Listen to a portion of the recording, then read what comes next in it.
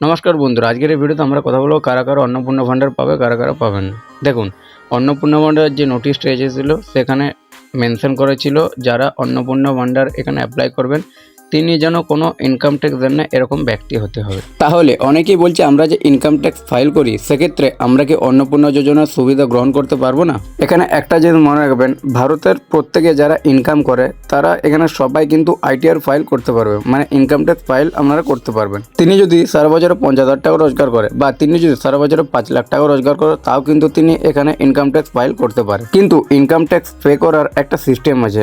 আপনার যদি বার্ষিক আয় এখানে 4 লাখ পর্যন্ত হয় তাহলে কিন্তু এখানে আপনার কোনো ট্যাক্স দিতে হবে না, শুধুমাত্র ইনকাম ট্যাক্স রিটার্ন ফাইলটা করে দিলেই হয়ে যাবে। এবং আপনি যদি স্ট্যান্ডার্ড ডিডাকশন দেখিয়ে 12 লাখ টাকা পর্যন্ত আয় করেন তাও কিন্তু এখানে আপনার কোনো ইনকাম ট্যাক্স লাগবে না, ঠিক আছে। কিন্তু আপনার ইনকাম যদি এখানে 12 লাখ টাকার অধিক এখানে চলে আসে তাহলে কিন্তু আপনাকে এই 15% মতো আপনাকে এখানে ট্যাক্স দিতে হবে। এটা আপনার পার্সেন্টেজ এখানে ক্যালকুলেট হয়ে চলে আসে। সেরকম ব্যক্তি যদি কোনো কেউ থেকে থাকে যার এতটা ইনকাম এবং তাকে ইনকাম ট্যাক্স পে করতে হচ্ছে, তারা কিন্তু এই অন্নপূর্ণা ভাণ্ডারের সুবিধাটা আপনারা পাবেন না। কিন্তু যারা নর্মাল রিটার্ন ফাইল করেন 4 লাখ টাকা 5 লাখ টাকা দেখিয়ে নর্মাল রিটার্ন ফাইল, মানে তার হয়তো কোনো ছোটোখাটো একটা ব্যবসা আছে, তাকে আইটিআই রিটার্ন ফাইল করতে হয়, হয়তো তিনি ব্যাংক থেকে কোনো ছোটোখাটো লোন নিয়েছিলেন এবং তখন তার এখানে আইটিআর ফাইল চেয়েছিল, সেই হিসাবে তিনি হয়তো আইটিআর ফাইল এখানে করেছিলেন, কিন্তু তার ইনকাম এতটাও বেশি নয় যে সরকারকে তাকে ট্যাক্স দিতে হয়েছে, তাহলে কিন্তু তিনি এই অন্নপূর্ণা ভাণ্ডারের সুবিধাটা পাবে। আর কি কি ফ্যাসিলিটি বলা হয়েছে, তার বয়স হতে হবে 25 থেকে 60 এবং আর তিনি যেন এখানে কোনো গভর্নমেন্ট স্যালারি বা পেনশন না পান, এরকম কাজ যেন না করে, মানে আইটিআর ফাইল করেছেন এবং এখানে কোনো ট্যাক্সের আওতায় আসে না এবং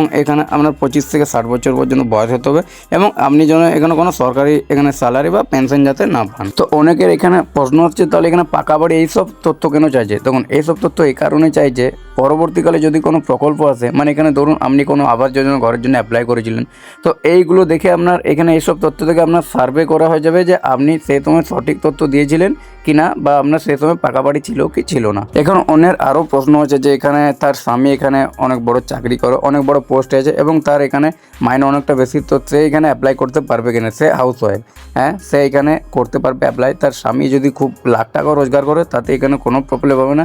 আপনি যারা এখানে আপনি যে প্রকল্পটা এখানে অ্যাপ্লাই করছেন সে যাতে এখানে হাউস ওয়াইফ হয়, সে যাতে এইসব কোনো সুযোগ সুবিধা না পায়। আপনার 4 চাকা আছে কিনা, কোনো স্বাস্থ্য বিমা আছে কেন, এখানে আপনি পিট্যাক্স দেন কিনা, এইগুলো আপনার বাড়ির যে কোনো কেউ এগুলো আপনার থাকতেই পারে, এটা কোনো প্রবলেম নেই। শুধুমাত্র তিনি যেন কোনো সরকারি চাকুরিজীবী না হলে হলো। আর এইসব তথ্য নেওয়ার কারণ হচ্ছে পরবর্তীকালে যদি কোনো এখানে সুযোগ সুবিধা আসে তো এই তথ্যগুলি যেগুলো দেওয়া হচ্ছে এইসব তথ্য থেকে এখানে আপনার সমস্ত তথ্য এখানে ফেচ হয়ে যাবে। তাই আপনার যদি বড় বাড়িও থাকে তো এই যে 3টে জিনিস ক্রাইটেরিয়া আছে এইগুলো আপনার সঠিকভাবে করলে এখানে আপনি খুব বড় আপনি এখানে অ্যাপ্লাই করতে পারবেন। আর একটা প্রশ্ন হচ্ছে যে এখানে শিশু সদস্য এখানে টিকা, এই যে টিকার সাথে এখানে অন্নপূর্ণা ভাণ্ডারের এখানে কি সম্পর্ক? দেখুন, এইটার মানে হচ্ছে এখানে দেখুন মন্ত্রী বলে দিয়েছিল এখানে যাদের বাচ্চা এখানে কোনো টিকা নেয়নি, সরকারি টিকা নেয়নি, কিন্তু এখানে সরকারি দেওয়া 3,000 টাকা এখানে নিচ্ছে, এটা কি করে সম্ভব? এই জন্য এগুলো ভেরিফাই করার জন্য এইসব জিনিসগুলো সব তথ্যগুলো নেওয়া। তবে পরবর্তীকালে এই ফর্ম আরও সহজ সরল করা হয় কিনা সেটাও দেখতে হবে। তো যারা এখানে মেন প্রবলেম ছিল, যাদের মেন সমস্যা ছিল যে